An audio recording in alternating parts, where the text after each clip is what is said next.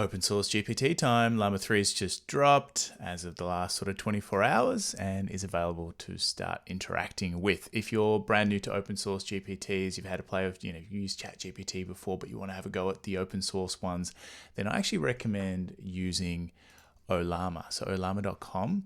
It runs on all sort of platforms. I'm on Mac here, but they've got a Windows preview and a Linux version. And what's kind of cool about llama is they've really taken out all the complexities of trying to run an open source generative AI GPT model. So head over to llama, make sure you download the software. Once you've done that, you then can run a model. And a model that you probably want to play around with is the latest and greatest from Meta. This page is getting updated constantly. It was updated 4 minutes ago in the last hour. Now it's updated 7 minutes ago. It's already had 23,000 downloads.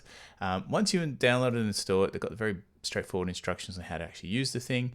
You just type llama run llama 3 and that will install the 8 billion parameter model. If you want to install a particular one, they've got a 70 billion parameter one there as well. What I really love about llama is you can integrate it into your app straight away and start having a bit of a play. So if you're familiar with Python requests, which we've done a whole heap of videos on this channel, you can start hitting that endpoint, which is running locally on your machine. So enough talking from me. Let's have a quick play and see what we're working with. So I've got my terminal app and all I need to run is llama run llama 3. If the model isn't installed, it'll go ahead and download it. If it's already installed, it'll go ahead and run it. Now, unfortunately, I've got this one already installed, so let's give it a moment to boot up, and I can start interacting with it. So I can obviously ask for some structured inputs and outputs. That's what we've done before in our videos, but we can interact with it just like we would with ChatGPT. So, who are you is a probably good question. What does it know about itself? Llama, a large language model trained by a team of researchers at Meta AI, primary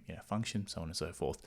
This is all happening in the terminal, but like I said, this can actually run in your browser if you interact with the API endpoint, which is running locally on your machine when you install llama. So have a play. Let me know how you go in the comments. If this sort of content's useful or interesting to you, let me know. Best way to let me know that is by subscribing. And I'll see you in the next video.